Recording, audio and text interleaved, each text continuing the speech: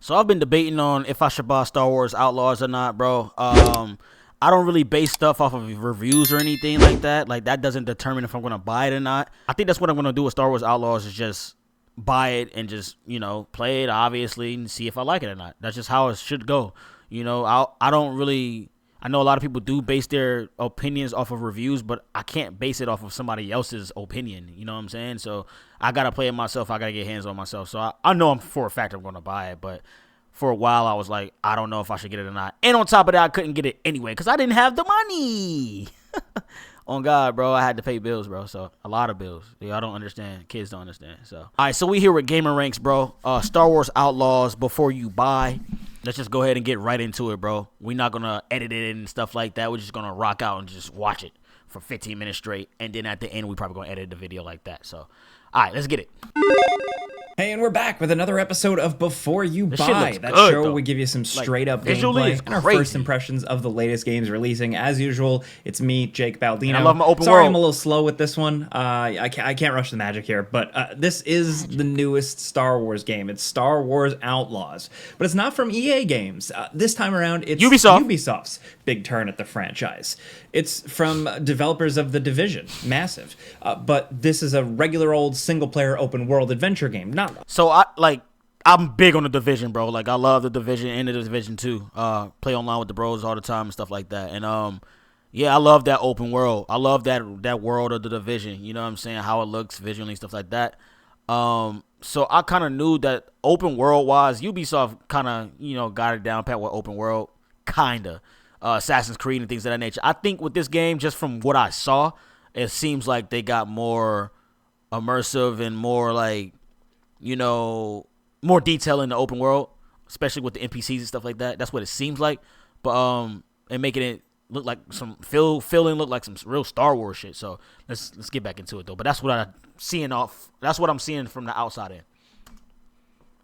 A live service shooter. It's an attempt at new worlds, new adventures, and exploring the other side of the Star Wars universe. No lightsabers or family drama, just straight Star Wars and adventure. Now, I've been playing a review copy for a few days now on PC, where this footage is captured, and it's as spoiler-free as possible. So any story bits you see here are very early in the game. Right. To get my opinion up front so that people don't misconstrue or misunderstand, probably gonna get some flack for this, but I think Star Wars Outlaws is just okay.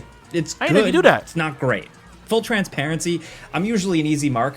I'm a big Star Wars fan. The ups, the downs, lots more downs recently. Same, bro. But I am patient. Yeah, for the people that didn't know, I'm a huge Star Wars fan. If I'm pausing that, I'm sorry. I'm reacting, bro. I'm reacting. So it's going to be pauses. You know what I'm saying? But, at the end of the day, I'm a huge Star Wars fan. So I don't want to be I don't want that to blind me from the reality of how the game really is. You feel me? So, but yeah, I'm the same as him. Big Star Wars fan. He said it's good, not great, which is, hey, if it's a good game, it's a good game. That's good. I'm still going to play it. That's a good thing. So, but yeah, try not to get blinded by games just because you're a fan of a certain series, And have been really loving Star Wars on the video game front. Outlaws, for me personally, doesn't quite reach the heights of something like a Squadrons or a Jedi Fallen Order. If you fell out of love with Star Wars a while ago, no, I don't think this game is suddenly going to win you back. If you've been looking at this game and hating on it or just really been disappointed with it leading up to this, no, I don't think it's going to surprise you too much. So it's not the type of game that's going to make you fall back in love with Star Wars, basically. Ooh. But I went in looking for, an adventure in this criminal underbelly of Star Wars with a dash of Ubisoft. I knew what to expect here. Of course. The good and the bad that comes with that. And I pretty much got exactly that. It's got some heart. It's got some beautiful and incredibly well-built worlds to explore. But it's also got some very simple stealth and combat that I heard, the old school stealth.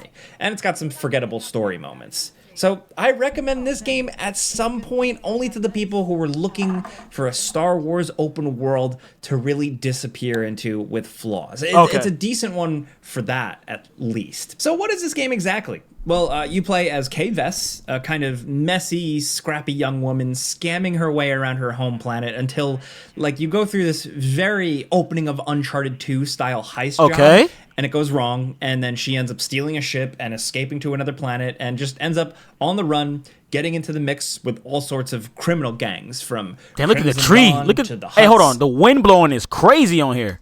And you're dropped into this open world planet of Toshara. But after a few hours, the game actually opens up and gives you multiple main jobs and side jobs and stuff to take on to other planets. You then have the freedom to hop onto your ship, fly up into orbit, explore that orbit, or jump to another planet and go engage in more missions. Now, on the ground, you're exploring detailed cities and towns, hubs, interiors, cantinas, talking to people, and taking jobs, dealing with brokers, stuff like that. Okay. This is my favorite part of the game. The level of details in the cities and areas, the amount of explorable interiors, the that's unique what I like. alien races, people all milling about. I love that. It's really I'm cool big on and fun to exploration run and stuff. around. They get the Star Wars feeling here, the vibe. It's really cool and fun to run around, find the bad guy's hideout, bet on races, play sabacc, maybe even cheat. This is where the game is firing on all cylinders, and where I think the developers, Massive, really proved me right on how much I just love the worlds they've built. You can actually eat and... Oh, I love that, bro. That's what I love in video games, bro. A little bit of... Just add a little bit of realism as much as possible, bro. You know, I love it. Previously. As a Star Wars fan, I just value walking into a cantina, seeing a Trandoshan arguing with a Zabrak, like an R3 unit rolls by, some stormtroopers are harassing a Rodian. Like, it's something we haven't truly experienced in modern video game fidelity like this, and I love it. The problem is, not a lot of it is very interactive. It's impressive on a visual scale, and it can be overwhelming to walk through a crowded marketplace filled with junk. But I can't really bump into NPCs, harass them, or really do too much little stuff in these areas. Outside, in the open areas, you can get into a lot more chaos. You know, bike chases, races, why can't you do that in the city? Emergent heists or battles that pop up. There's a bunch of stuff. But it actually does a good job of not all immediately being overwhelming. I think I'll fall in love, not in love, but I'll definitely like get lost in this world, or you know, this gameplay, because I like stuff like this.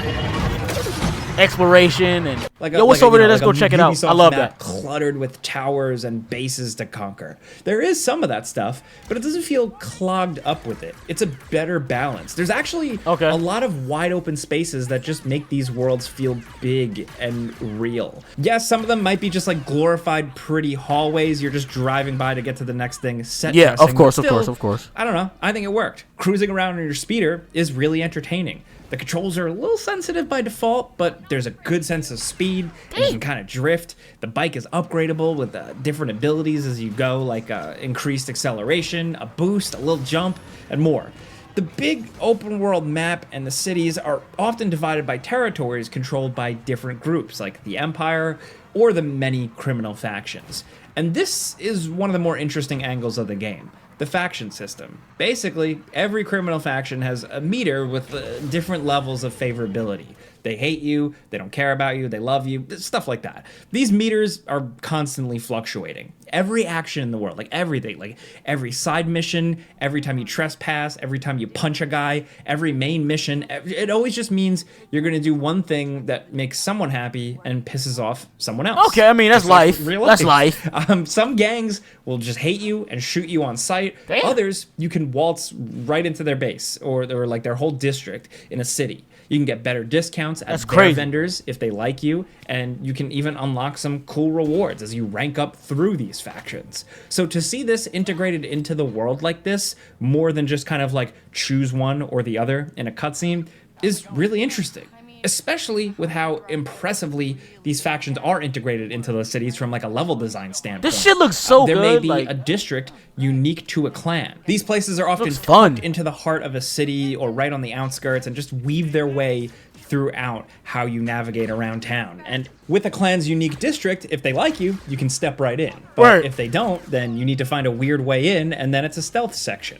This is creative. This is good stuff. Now, speaking of stealth, this is where some things kind of dry up a little bit for me. It's one of the main two pillars of the game. Stealth is simple and effective, with enemies that investigate, stealth kills, ways to use your little creature to distract enemies, and it all works well enough.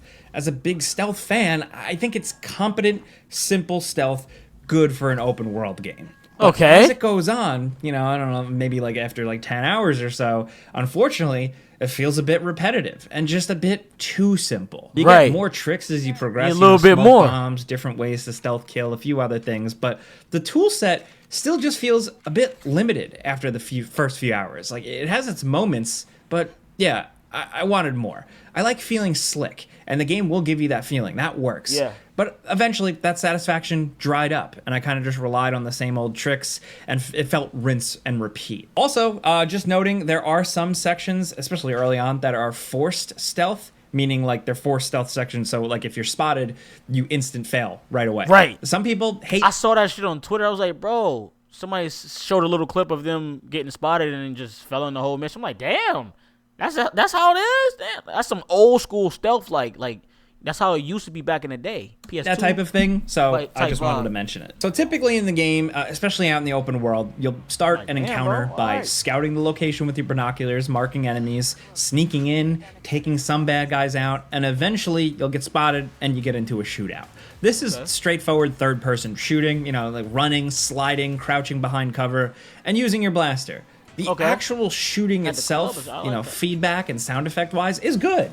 Your blaster will unlock a few different firing modes and use cases, so it evolves fully and feels a automatic little and stuff? different. But you can also pick up firearms in the field on the fly. You drop these weapons very quickly, though. Like, Kay won't, like, sling a rifle over her back or something. Really? But pick up, use, and then drop.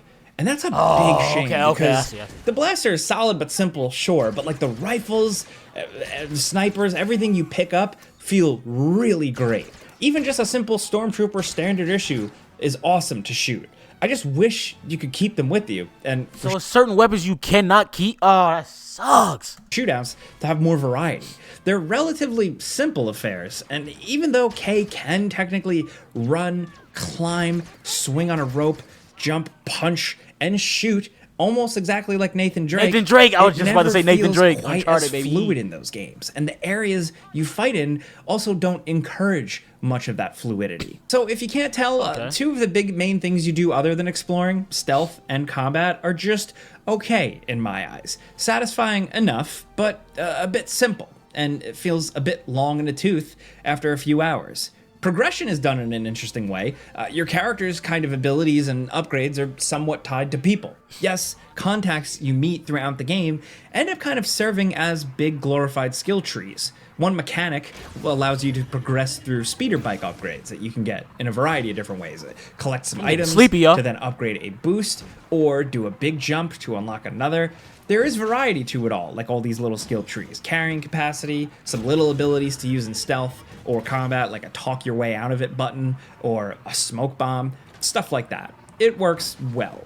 The gear system, on the other hand, well, there's not much to it. They didn't overdo it. There's the small blaster upgrades I mentioned, and then some shirt, pants, and belts that are mostly cosmetic, but can sometimes give you little boosts. It's not a ton. Some of the faction outfits are cool as hell, though, like the designs, I will say.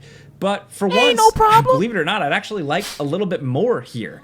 In a big open world Star Wars game, I wouldn't have minded a little bit more customization and a bit more fun stuff to collect. Come on now. Most of the time, I just loot stuff and just get random things and components that just felt like I was clicking on things for the sake of it. You know, not as compelling as it could be. Thankfully, the space travel is done very well. It's another angle that is simple. Yo, the space joint looks crazy, bro. That's one joint that looks amazing, bro. I can't wait to get into space and fight in space and things like that. And look how good this looks, bro. Starfield don't even look like this.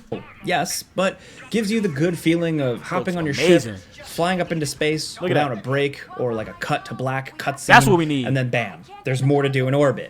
Attack enemies or mess with neutral ones, scan and discover more stuff to collect, some discoveries, and whole side missions up here.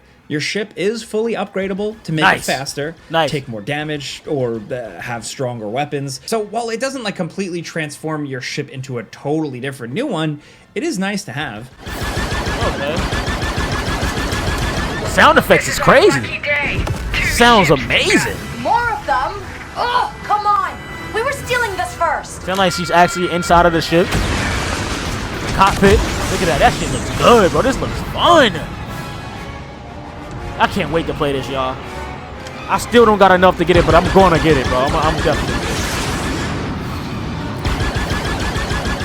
Flying around and blasting fighters is entertaining. Now, the game will probably... Oh, yeah, before anything, y'all, I forgot to tell y'all I am doing a giveaway with Instant Gaming, if y'all didn't know. Links are in the description for everything, discounted games, everything that you need, bro. But the giveaway link is in the description, and the rules for the giveaway is in the description as well.